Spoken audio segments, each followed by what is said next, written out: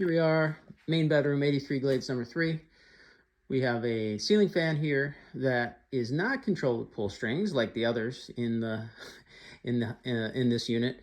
It is controlled with the remote. So that's a nice feature for obviously bedtime. You can use this to control lights and speeds of the fan. So the button at the bottom is the light. So you can see the this button is for on off for that fan. Is mostly off. This is the speed number 1, as you can see, speed 2, and speed 3.